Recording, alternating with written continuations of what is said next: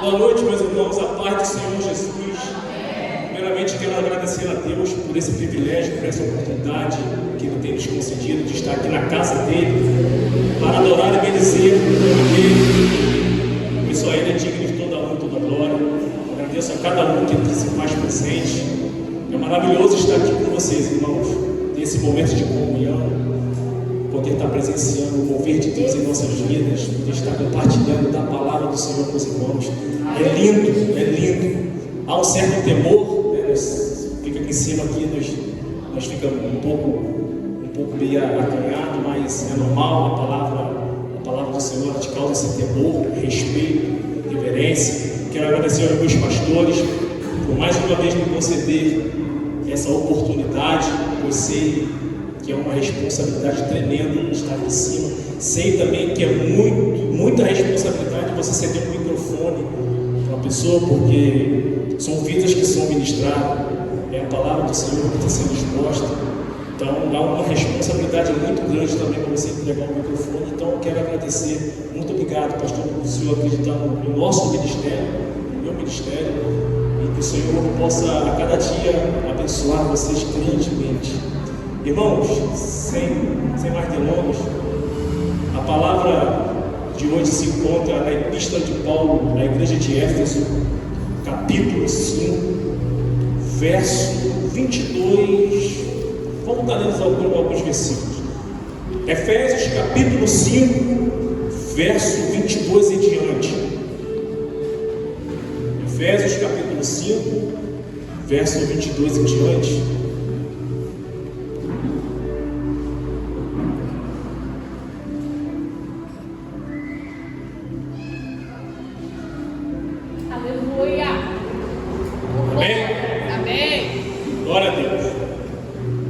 Assim está escrito na palavra do nosso Senhor: as mulheres sejam submissas ao seu próprio marido, como ao Senhor, porque o marido é o cabeça da mulher, como também Cristo é o cabeça da igreja, sendo este mesmo o Salvador do corpo. Como, porém, a igreja está sujeita a Cristo, assim também as mulheres sejam em tudo submissas ao seu marido. Maridos, amai vossa mulher, como também Cristo amou a igreja e a si mesmo se entregou por ela, para que a santificasse, tendo purificado por meio da lavagem de água pela palavra. Somente até aqui pode tomar o vosso assento, que o Senhor abençoe cada um de meus irmãos. Glória a Deus. Texto bastante conhecido, apóstolo Paulo. Antes do apóstolo Paulo escrever essa carta à igreja de Éfeso, por duas oportunidades ele esteve lá na cidade, se não me falha a memória, na sua segunda viagem missionária, passou por lá, e lá desembarcou Lacra e Priscila, onde foi plantada a semente do Evangelho lá dentro. E na sua terceira viagem missionária, ele permaneceu por lá durante 3 anos, aproximadamente. E lá enfrentou bastante dificuldade, bastante lutas. Porém, Paulo não deixou de pregar a palavra do nosso Senhor. Éfeso, uma cidade da Ásia Menor, uma cidade bastante conhecida na época pelo templo da deusa Diana, uma cidade com bastante recursos financeiros, porém uma cidade totalmente corrompida, a prática da idolatria, a impurezas sexuais, dentre muitas coisas que o Senhor abomina. E Paulo ali exerceu o seu ministério. Paulo ali começou a falar da sã doutrina, começou a pregar a palavra do nosso Senhor. E consequência dessa ministração foi pessoas se convertendo, pessoas reconhecendo Cristo como seu Salvador. Como Lacra e Priscila estavam ali pela primeira vez, já plantando a semente, falando da palavra do Senhor. Porém, eles não conheciam o batismo de Jesus Cristo. Eles eram batizados pelo batismo de João Batista, batismo de arrependimento. E Paulo, quando esteve lá, ele apresentou esse batismo, a ordenança do nosso Senhor, batizando em nome do Pai, do Filho e do Espírito Santo. E ali aquele povo, ele foi batizado pelo Espírito Santo. E ali começou a mover de Deus dentro daquela cidade. Éfeso hoje se encontra onde é a atual Turquia, se não me engano, acho que é a atual Turquia. Se eu olhar para o mapa, ver Turquia, ali que estava a cidade de Éfeso. E Paulo ali foi implantado ali a igreja orgânica, que surge de dentro para fora. Não é uma organização, parede, é orgânica, começa de dentro para fora. Então as pessoas foram se convertendo em consequência dessa conversão. Pessoas vinham e deixavam os livros de magia negra, queimavam, custava bastante dinheiro naquela época. Esse é o mover do Espírito Santo de Deus, pessoas se arrependendo genuinamente, mas debaixo de muita luta, debaixo de muita dificuldade. Hoje pregar o Evangelho aqui no Brasil é uma maravilha. Aí para fora as pessoas estão morrendo por falar pela palavra do Senhor. Hoje isso daqui já é o suficiente. Já hoje eu não quero pregar, não quero ir para a igreja. Hoje eu não quero. Geração complicada. E Paulo começou ali o seu ministério, o ministério da igreja de Éfeso, e depois ele se retirou de Éfeso, foi sentido a Jerusalém, e na despedida dele da cidade de Éfeso é uma das partes mais emocionantes da Escritura Sagrada. Essa informação se encontra no livro de Atos 20, 17 a 36. O povo ficou bastante comovido pela retirada de Paulo. Paulo tinha seu ministério a exercer, a pregar o Evangelho pela Europa, enfim. E Paulo saiu dali e deixou Timóteo como encarregado de estar cuidando daquele povo, como uma liderança, porque ele sabia que quando ele se retirasse, ia vir lobos ferozes para tentar implantar a sementinha do mal, pregar, acrescentar na palavra do nosso Senhor. Tudo que acrescenta a Bíblia e diminui é perigoso. E Paulo deixou de Timóteo. Essa informação se encontra na primeira epístola de Timóteo. Ele ficou responsável pela igreja de Éfeso. E Paulo se retirando, sentindo a Jerusalém, onde passado algum tempo ele foi preso e ficou cativo numa prisão romana. E aí ele pegou e escreveu essa carta. Uma carta é conhecida como carta da prisão. Não só essa, tem outras, se não me engano, Filemão, Colossenses, enfim. E Éfeso era uma cidade, se tornou uma cidade bastante forte na doutrina, porém ela estava numa cidade fria no amor. E Paulo começou a pregar. Ele entendia que o amor começava na base, na família. E nessa parte da epístola, ele começa a exortar a família. Começa exortando a esposa. Depois usou 12 ou 3 versículos para falar da esposa, o resto da carta para falar do homem. Que as coisas dos homens é complicado. O homem é bicho, cabeça dura. E começou ali a ensinar, a falar sobre o amor. E foi bastante comovente. Hoje nós vivemos uma sociedade que confunde muito o amor por emoção passageira. A mesma pessoa que diz eu te amo hoje é a mesma pessoa que desiste amanhã, que abandona tudo amanhã. Mas o amor de Deus revelado na pessoa de Jesus Cristo é um amor que permanece firme, mesmo diante da dificuldade, mesmo diante da luta. Então Paulo quer trazer esse ensinamento sobre o amor para dentro do lar. Eu costumo dizer que o primeiro púlpito da qual você deve debruçar sua Bíblia, a palavra do nosso Senhor, e pregar, começa dentro da nossa casa. É dentro da nossa casa que começa, ao seu deitar e no seu levantar. E Paulo começa a ensinar, iluminado pelo Espírito Santo, inspirado pelo Espírito Santo. Ele começa a tratar sobre na base, na essência, o amor. E ele faz uma analogia, comparando o relacionamento entre Cristo e a igreja e do jeito que o homem e a mulher devem se portar dentro do lar. Lembra que nossos filhos são nossos reflexos. Então ele usa essa analogia entre o relacionamento de Cristo e a igreja, marido e mulher dentro de casa. E para nós entendermos, primeiramente, o que Paulo está querendo dizer sobre o amor, precisamos entender o que é o amor de Cristo para a igreja, o que é submissão da igreja a Cristo. Eu poderia aqui começar a falar sobre a submissão, mas não foi isso que Deus colocou no meu coração. Estudei até, posso até falar abertamente, mas não é isso que eu quero falar. Eu quero falar a parte que cabe ao sacerdote da casa, o homem.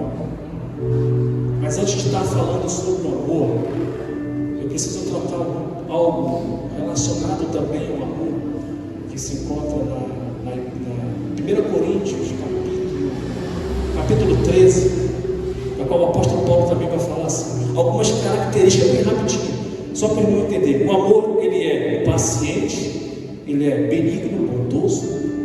O amor, ele não arde ciúme, ele não se ufana ou não se vangloria, não se ensoberbece e nem se conduz inconvenientemente. Se nós pegarmos essas características da qual o apóstolo Paulo usa para classificar o amor, nós conseguimos entender que uma criança não consegue cumprir esses pré-requisitos. Uma criança, ela não consegue cumprir profundamente e entender o que é o amor. Logo, se uma criança não consegue, logo são para pessoas maduras, pessoas que entendem.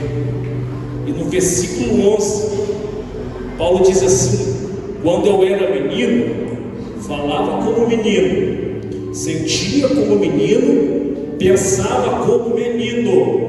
Quando cheguei a ser homem, desisti das próprias coisas de menino.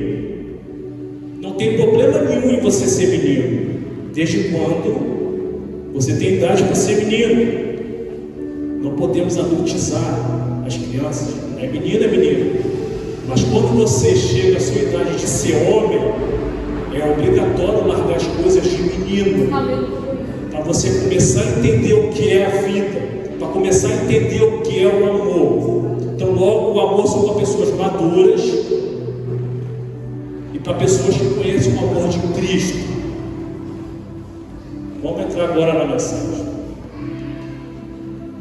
Primeiro, no verso 25, quero só dar uma pincelada sobre a submissão, não estou me acovardando não. E olha só, submissão, quando o apóstolo fala sobre a submissão, não quer dizer que a mulher tem que ser capaz do homem não, tá, gente? Tem que aceitar tudo o que ele fala. Analisa muito a escritura. É Bíblia? Ok, não é Bíblia? Fica com a palavra de Deus. A submissão é você entender a missão que o seu marido está. E a missão aqui no texto que o marido está é amar a sua esposa assim como Cristo ama a igreja. Então você ser submissa é você ajudar seu marido a completar a missão dele. Aí a missão do texto é amar a esposa. Não quero me aprofundar mais sobre submissão. Vamos tratar agora da parte do amor do sacerdote. E assim está escrito no versículo 25: marido, amai vossas mulheres como Cristo amou a igreja e a si mesmo entregou por ela. Um amor que se entrega. Temos a mensagem de amor profundo. Então nós temos aqui um amor que se entrega. E Cristo amou a igreja de uma tal maneira que ele se entregou por ela. A maior prova do amor de Deus com a humanidade, com o homem, com a mulher, com a geração, foi ele ter se esvaziado da sua glória, ter tocado os pés da terra, mesmo se a terra não merecia, e ter vindo pagar um preço que ele não precisava, sinceramente não precisava ter pago. Ele fez isso porque ele nos ama. Foi ele ter vindo aqui e ter se entregado na cruz para cumprir um propósito desde lá de Gênesis. E essa palavra se entregar no grego, ela tem um significado mais abrangente, mais profundo. Ela tem um significado de se render completamente, de se entregar sem reserva. Então essa forma prática é de você visar o bem da pessoa sem olhar o seu. E é dessa forma que nós, homens, sacerdotes da casa, somos chamados a amar a nossa mulher, de se entregar por ela, de protegê-la. Como nós sabemos, a mulher foi criada da costela de Adão, não foi feita da cabeça, do osso da cabeça, porque para não exercer autoridade sobre o homem, e nem da sola do pé para não pisar, para não ser pisado pelo homem. É para uma companheira, para andar lado a lado, andar junto, para ser protegido debaixo do braço do homem. E essa palavra o Senhor tem colocado no meu coração e tem me causado bastante,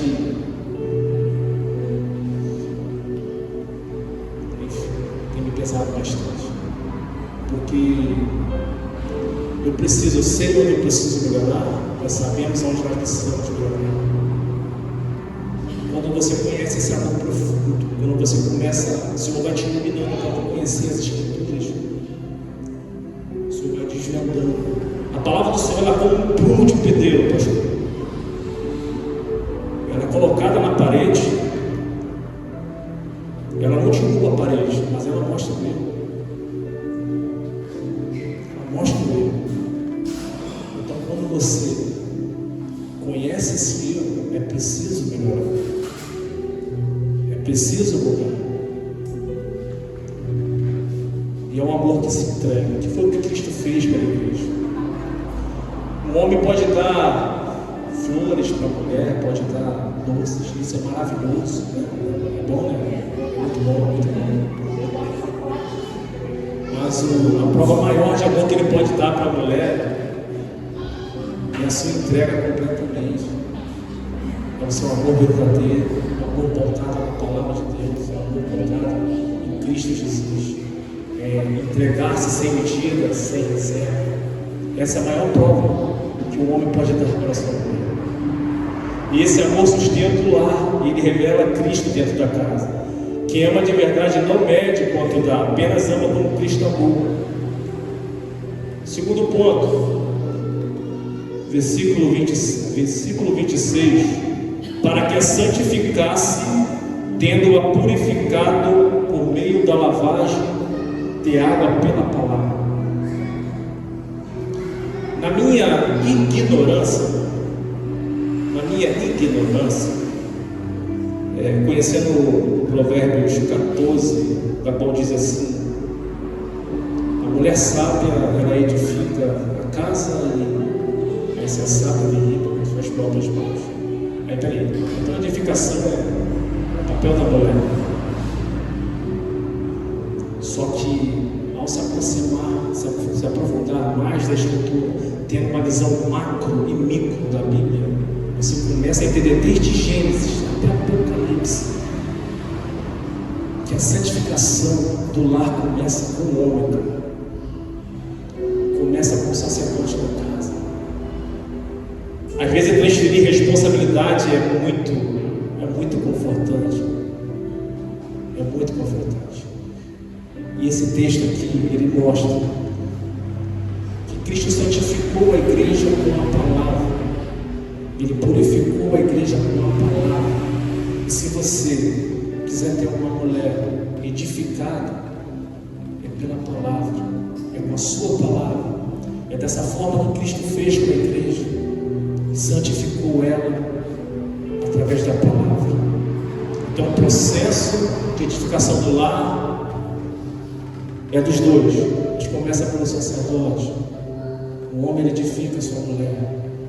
Quantas vezes, às vezes no calor do momento, não é correto, mas você usa de uma palavra de uma forma bruta, de uma forma rústica, não usando o tempo apropriado, não usando a forma adequada, e você acaba ferindo, acaba machucando.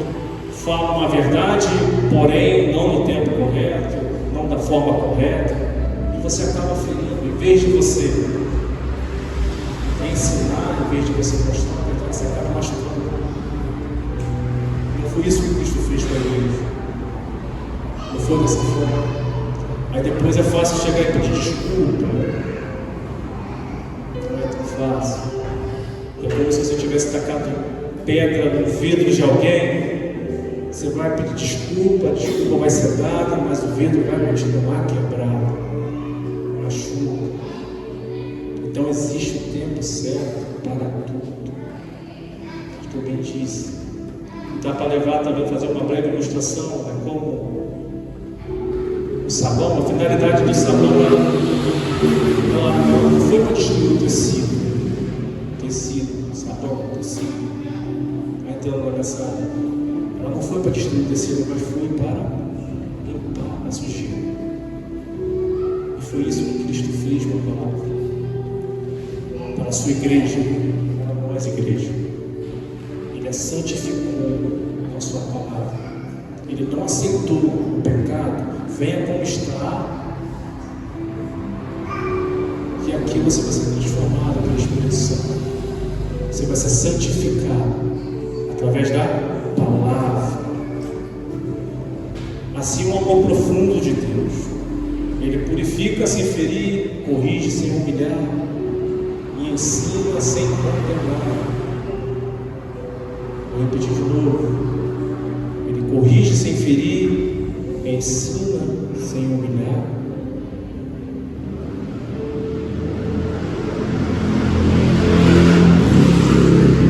Quando nós usamos dessa forma prática, a conversa fica mais leve, fica mais saudável, penetra no coração, a pessoa consegue ouvir. Agora, quando você não usa dessa forma, a conversa, em vez de edificar, ela vai ficar pesada, vai destruir.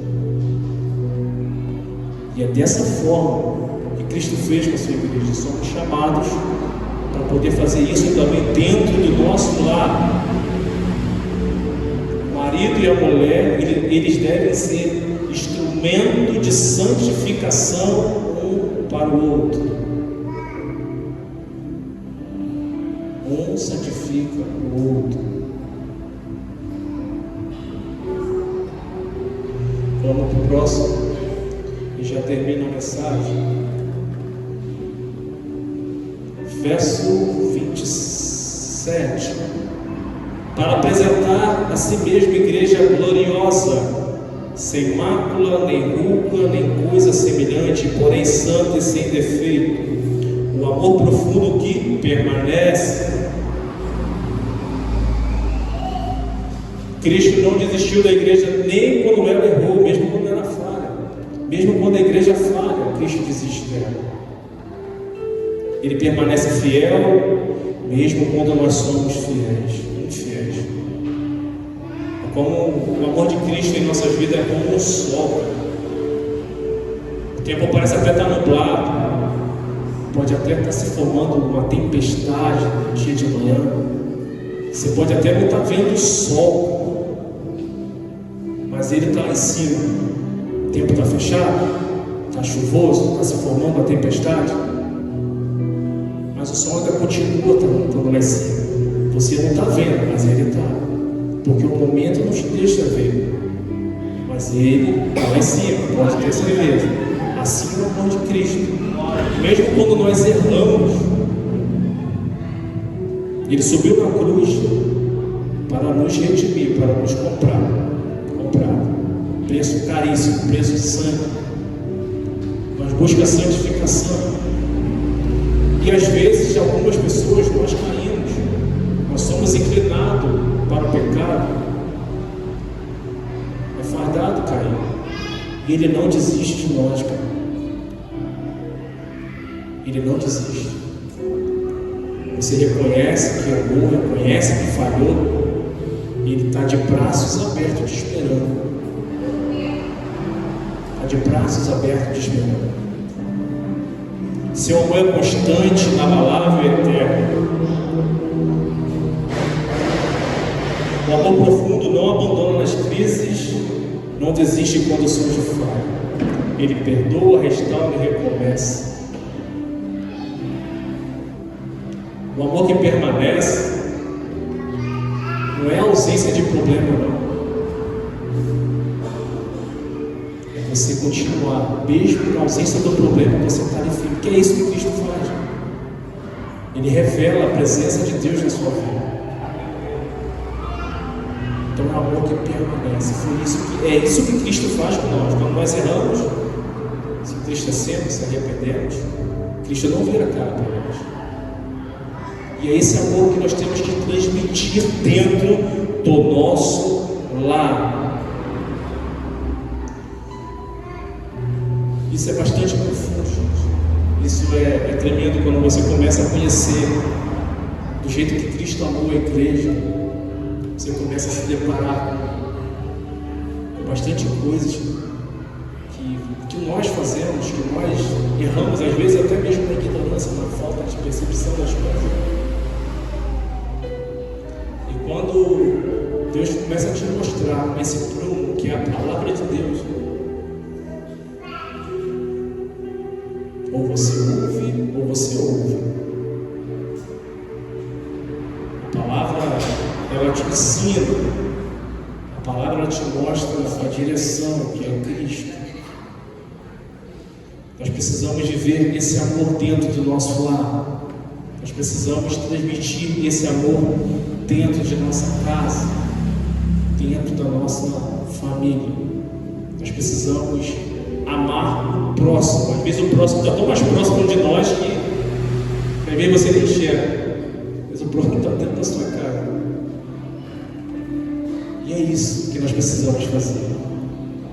Ao olharmos para a cruz, entendemos que o verdadeiro amor não busca o próprio interesse, mas se doa inteiramente. Cristo é o modelo perfeito de amor, um noivo fiel que nunca abandona a noiva, mesmo quando ela falha.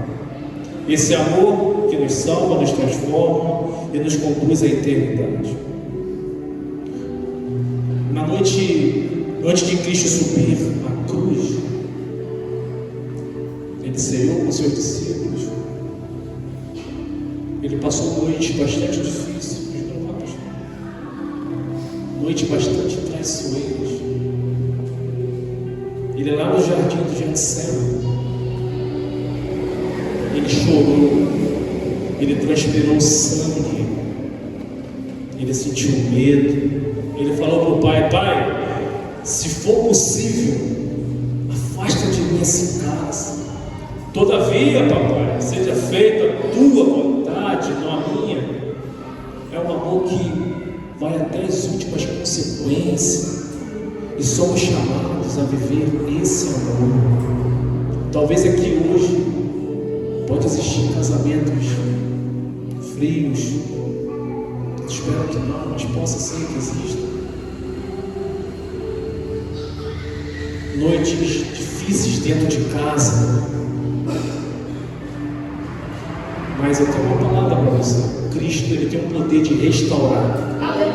Cristo, ele tem o poder de mudar o cenário. Nós só precisamos estar alinhado com a vontade de Deus, alinhado com o propósito de Deus. Até aquilo que pensamos aos nossos olhos, que chega para poder nos destruir, nos desanimar, que é ruim aos nossos olhos, ele está vendo o passado, o presente, o futuro. Aos seus olhos é ruim, mas ele sabe. Se você está alinhado com a palavra, se você está no caminho correto, confie em Deus. Confie em Deus que Ele vai trazer noites melhores para a sua vida, noites de regozijo. Nosso Senhor, Ele é maravilhoso. Ele te chama hoje para um compromisso. Para um compromisso que começa dentro da sua casa. Nós precisamos viver esse amor dentro do nosso lar. Mulher, seja submissa ao seu marido. Marido, amai vossa mulher como Cristo amou a igreja. Viva esse amor. Antes de você amar, olhe